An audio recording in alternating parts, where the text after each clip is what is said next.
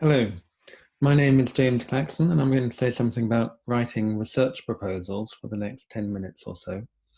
My expertise in this stems from the fact that I've been on the AHRC peer review panel for about 15 years, and I've sat on numerous appointment committees, both in Cambridge and in Oxford. So first thing about writing research proposals to remember is that you will have to write different research proposals for different events. So our first slide is, what is the proposal for? Well, a typical job advertisement might ask you to give a program of research. So here's one which I just pulled off the internet earlier today. A successful candidate will have a doctorate, etc., etc., a publication record, and an ongoing program of research. So in this application, they don't ask you to put out a separate research proposal, but as part of your cover letter, you would want to write a couple of paragraphs about what your program of research is. You might be applying for a funded research position. So I'm thinking of something like Lever Hume Early Career Fellowship, British Academy, Marie Curie. Lots of these different postdoctoral fellowships are available, which will actually specify a research proposal. Often other things, you have to work with a particular department, or you might have to team up with a particular individual to research. But these things will have a much more structured research proposal, as also will be a funded research project. That would be something which you're doing not just on your own, but a project typically involving other people. And so it might be some people who are unemployed by you. And project grants are available from the Arts and Humanities Research Council, the Lever Hume Trust, for a little bit longer, who knows, if we're lucky, the ERC. Now, any one of these project applications, or indeed fellowship applications, apart from the job application, you really want to make sure that you have read what they tell you to do. So this is the AHRC Research Funding Guide. They have quite a useful page with a long research funding guide, which you can download. And they say there that it is important that applicants and people who assist them have a thorough understanding of the application process and what makes a good application. So it's your job to find out exactly what is required for you if you're putting in a project grant or a fellowship grant. So make sure about word length, that you've covered the different aspects of the form. You may think, well, if I just phone up someone or email someone in the AHRC, they'll tell me the answer. Never, it's always a good rule never to alienate the administrative staff. And if you ask them questions which you can find out on the web or somewhere else, they're not actually, they're going to remember that, and they might think, well, this person was difficult. This is the person who I had to, kept emailing me things. So, try and find out what you can find out from the web. They actually have some quite good PowerPoint slides on the AHRC Research Funding Guide. It's all available from the page I put on the PowerPoint slide there. Annoyingly, as I found out earlier today when I looked, they have a link which says common errors in making applications, and I clicked on that thinking that'd be helpful to tell people about, but that link is broken. So I don't know what the common errors are in making applications, but the most common error is just not to do what you're told, not to follow the instructions on the form. Okay, so if you want to do well, you have to have a good application. So what is a good application? The AHRC again tells you this, what they want for a good application for a research proposal. World leading in terms of scholarship, originality, quality, scope and importance, demonstrates that it has transformative potential in the subject area and beyond. Now, this is particularly they're talking about here research projects, but you might think of similar sorts of things will be what people will be looking at if you're applying for a job, if you're putting what your research program is. You might want to be thinking about your research program in terms of, have I got the scholarship, originality, all these factors. Now, for us, and I think, I don't think I'm alone in thinking like that. For us professional academics, we tend to be quite happy with the first three of these things: scholarship, originality, quality. That's the sort of thing which we're used to if we mark undergraduate or graduate work. That's the sort of thing we're aware of what this means. We're aware of what good scholarship is, knowing the literature, good quality, knowing your primary sources. We know, how to reference other literature and be original in it. So that's kind of what people often tend to concentrate on, and they often forget about the other parts. So scope and importance. That is something which you have to remember to show when you're doing any research proposal, talking about any research program, that you are setting what the scope of what you're doing. Is it actually feasible?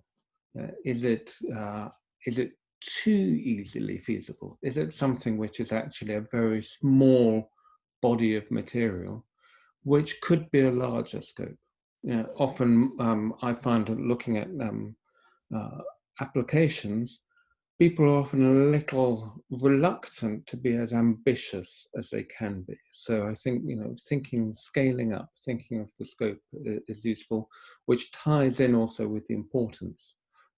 You may think that the 5 inscriptions you did for your PhD are, incredibly important, but you have to show the rest of the world why you think they're incredibly important. You have to show what that important consists of. And often that is in this final part of it, that it's got transformative potential in the subject area and beyond. So this is actually going to change the way other people do research, other people think about things. And also it's important to look at that beyond the subject area. Once you can convince people who are outside of your own particular speciality, your own particular field, that your work might impact on what they're doing, then you've got people who are going to bat for you, people who are going to fight for you, people who are going to support your case. So even though that's quite kind of general, bland language there, it's worth unpacking it a bit and thinking what they really mean there. Now, the AHRC also say, in terms of what you should do in a research project, which is the same for if you do a job application, that you must think about your outputs. What will you have done at the end of the project? So the proposal must demonstrate it will lead to substantial research outputs and outline what the planned outputs and outcomes of the fellowship, this is an application for early career fellowship, what the outcomes of the fellowship will be. And I think that's very important, again, that you should think about, I don't particularly like this term outputs, but you should think in terms of publications. You should think in terms of what you are going to publish in the next 3 years, 5 years. If it's a job application, you might say what your program of research is for 5, 10 years, even longer. Often people are looking for someone who will be in position for 20, 30 years. So it's good to have an answer to that question. Well, what's not the next book, but the book after that? What's your plan? What are you looking? And that's where you can be particularly ambitious in your thought. Now, when talking about publications, it's worth thinking about exactly specific number of publications, and that depends partly, the outputs depends partly on how long you're looking ahead and how many people. So if you're applying for a research grant for a research project and you say, well, I'm going to have 3 postdocs, then you have to think about, scale up. What can you get done in a project with 3 postdocs? Now, obviously, if you say, if you overcommit at either length, that's not going to do your application much good. So if you say you're applying for a 1-year grant and you say, well, I'm going to get a monograph done and probably a couple of articles, people won't believe that. People have enough familiarity with how academic work proceeds that if you're going to promise a monograph for something which you haven't done any research on so far in a year, it's just not believable. Similarly, so I reckon that for 1 year, for one scholar, if you say, well, you're going to do 2 or 3 substantial articles, that is a good work rate. So if you're saying, I'm aiming for a top journal for 10,000 word article, 2 or 3 10,000 word articles in a 1-year research position would be a good rate of progress. If you're looking at 3 years, then you actually should be thinking definitely of a monograph, thinking of a book and probably related articles. So you should be thinking in terms of that sort of ratio. A monograph is probably worth 8 to 10 articles, depending on the length of the monograph, obviously, but that's the sort of calculations people think. And so if you're doing 2 or 3 a year, the uninterrupted research of doing 3 years, you should be able to get a bit more done. So you should be able to get a monograph done in 3 years. Now, also give indications of not just I'll write an article on X or Y, but where you will put that article, where you will publish it. If you're thinking of writing a monograph, who's going to publish your monograph for you? Is this going to be something which is you're looking to be with a trade publisher? Is it something which you think will sell well? Is this something where you think it's going to be a more specialized academic publisher? In which case, having some idea of what sort of series it might go in, who might publish that, is a good thing to think about. If you're thinking of journal articles, then definitely saying, I want to publish this in the Journal of Hellenic Studies or Journal of Roman Studies, or whatever as the top journal in your field for the particular subject you're looking at. That's always good to show you're ambitious and you're aiming for the top. So think of where you might publish the outputs and actually put that down. Think about also how you might disseminate the research. So where will you tell, if you're doing a 3-year research project, which conferences would you present the results of your research at? Which conferences would you speak at? When your book comes out, will you have a seminar about that? Will you use blogs or Twitter or anything like that actually to get that research finding out there? How are you going to make people know this is what you're doing and get that interaction with the scholarly community? And also think about what impact your research might have. Now, academics tend to be scared of the word impact, particularly with the ref coming up, and with that interpretation of impact, and university departments have particular interpretations of impact. You might think more widely. You might think of kind of what knock-on effects. If you publish this book on something, how will that stretch out into the world, both in your own field and beyond your field? That's the transformative idea. So what's transformative? So if you can say, well, this will actually change the way people will teach Homer in university courses, that's great. That's an impact.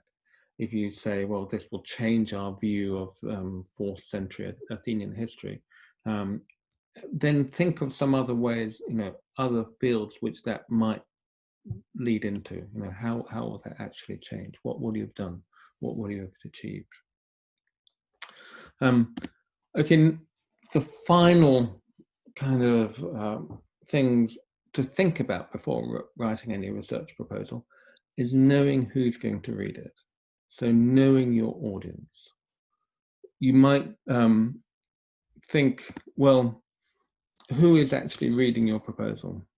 You might even write your proposal with an imaginary reader in mind. And this is going to change depending on what sort of proposal you're making.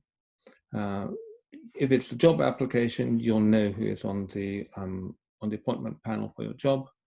If it's something like a grant proposal for the AHRC or for early career fellowship or something, you might not know the individuals, but you will know the sort of readers you'll have. Normally, you can find out who is on the peer review college of the HRC. You can find out who are on the panels for reading. So you can have some sense of what sort of area knowledge people will have. There might be, reading your proposal, specialists in your field.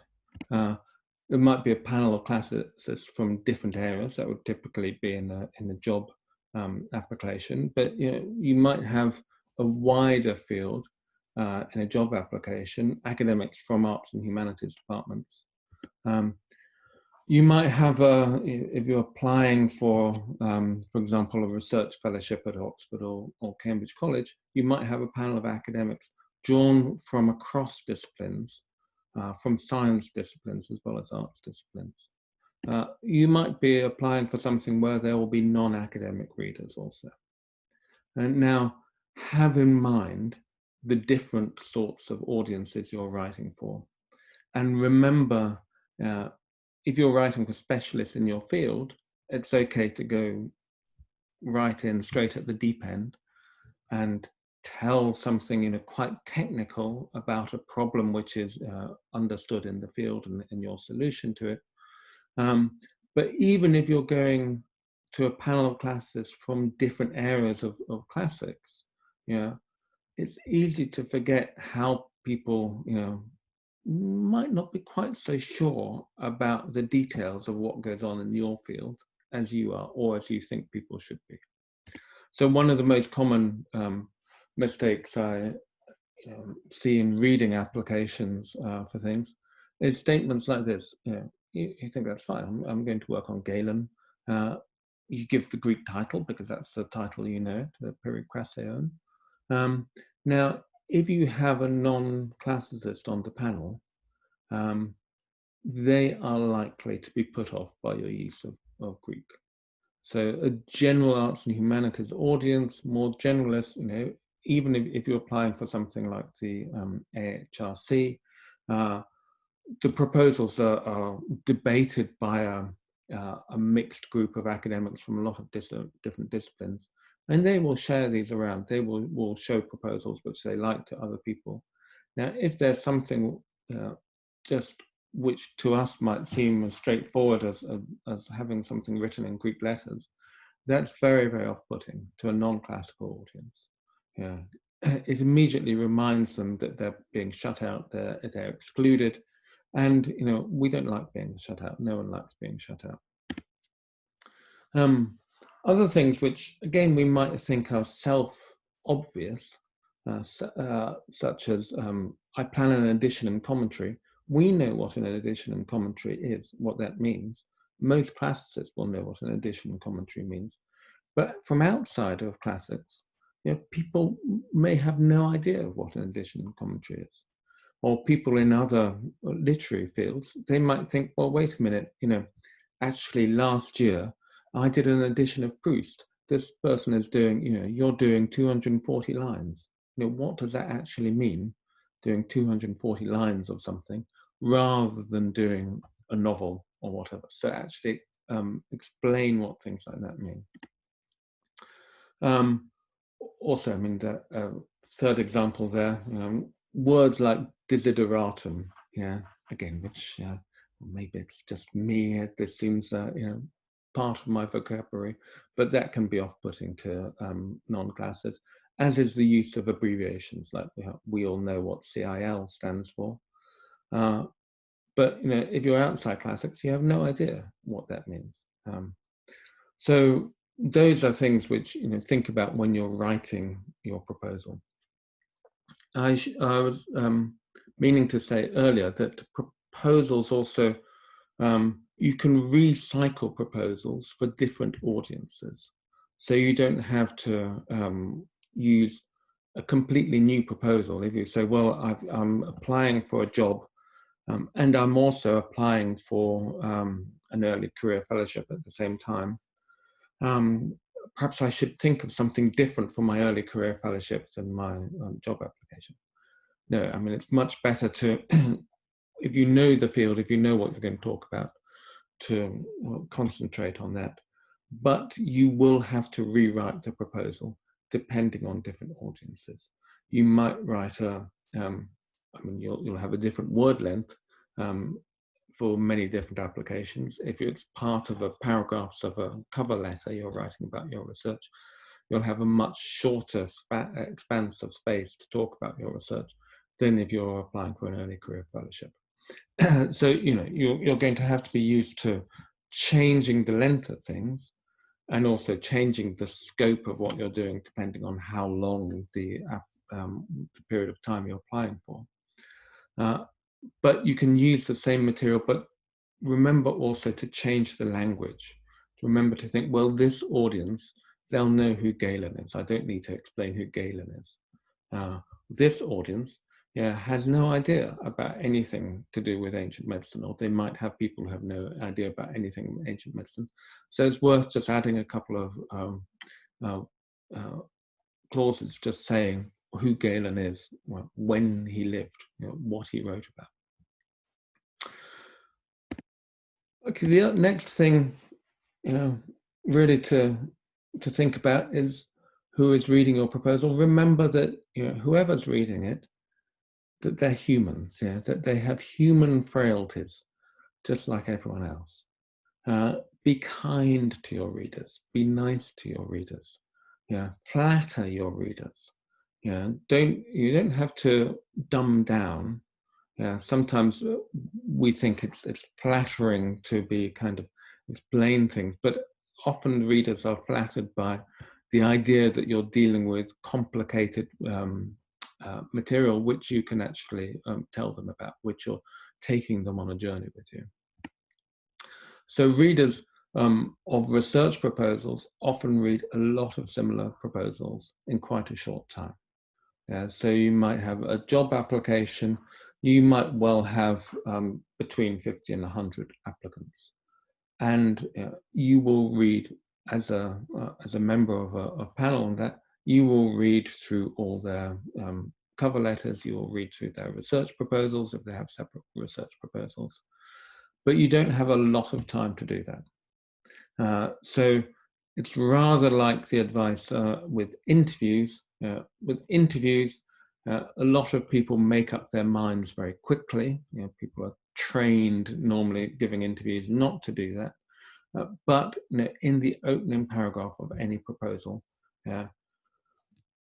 make it engaging for the reader. Make the reader want to carry on. Readers might read selectively.